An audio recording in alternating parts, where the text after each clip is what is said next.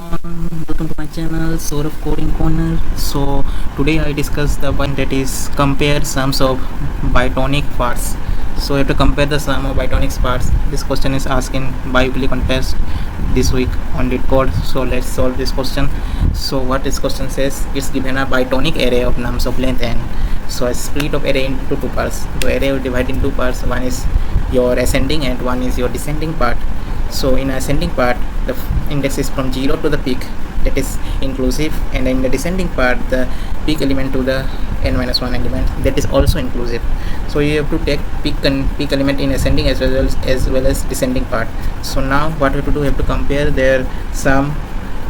If we have to return 0 if the sum of ascending part is greater, we have to return 1 if sum of descending part is greater, we have to return -1 if both sums are equal. If both are equal, then we have to return -1 simply. So what is a bitonic array? A bitonic array is an array that is strictly increasing up to a single peak element and then strictly decreasing. A bitonic array is an array in which first elements are strictly increasing, like the index 0 and index 1 value must be in increasing order, not in the same order, that is strictly increasing. Or when after it's on its peak, then it decreases strictly, like the elements are not equal, it's strictly decreasing. Like here the example 1 to 3, that is increasing, and now 3 to 1, that is in decreasing order. Though the sum of ascending is 4 and the sum of descending is 3, so in this case we have written that is inclusive, so that is 6. So in this case we have to return 1, like the descending part is greater. So one more example is here, if this is ascending, now what is ascending sum is 11 but descending is 7, so I have to return 0 as the ascending part sum is greater. But in this case that is ascending, now descending, the values of ascending and descending are same, sum of values, so I have to return -1. So it's a medium level question. So now let's discuss the solution for this question.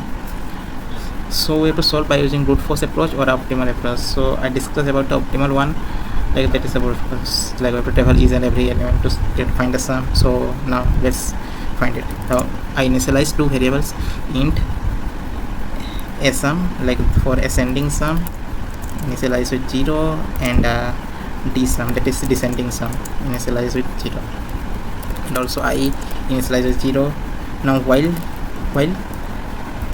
nums of I, like I have to sum up to the peak element, nums of I is less than, like first of all it is ascending in ascending order, so whenever that is less than this, and also I check like I must be less than nums dot length.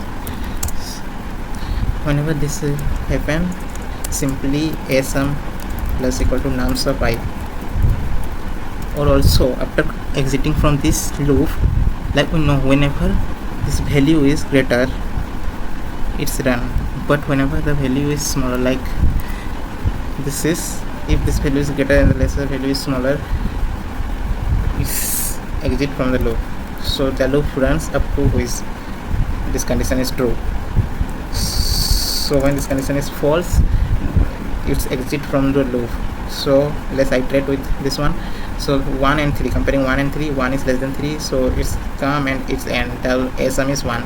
Now 3 and 2, 3 is greater than 2, so the loop is not running and it's exit from the loop, but we have to also include the peak value.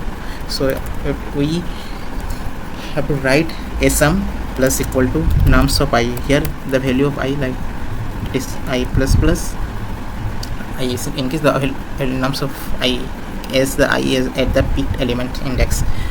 Now we not need to increase the value of I, like we have to include the peak element in descending order as well. So I will simply write while I is less than nums dot length, then d sum plus equal to nums of I plus. So that's it. Now simply one thing is left, like comparing the values. If a sum is greater than d sum, then what is the output for this? It's return 0. Else if d sum is greater than a sum, then it returns 1. Else it returns 0, not 0, that is -1. So that's it. Now run this code. If this passes all the test cases or not, so it passed all test cases. Now time to submit, but before submitting, as the value of n is too high, the nums of i's value is too high, like it is up to 10 power 9.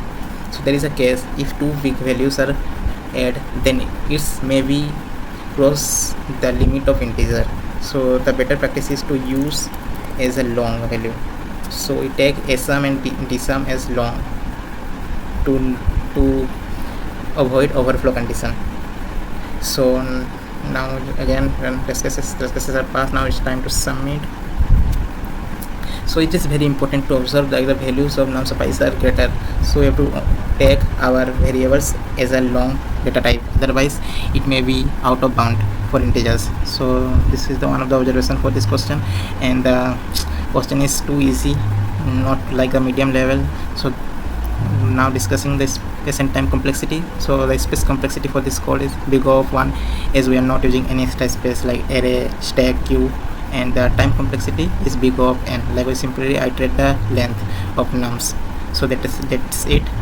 Time complexity is big O of n and the space complexity is big O of 1. Thank you for watching. Bye bye.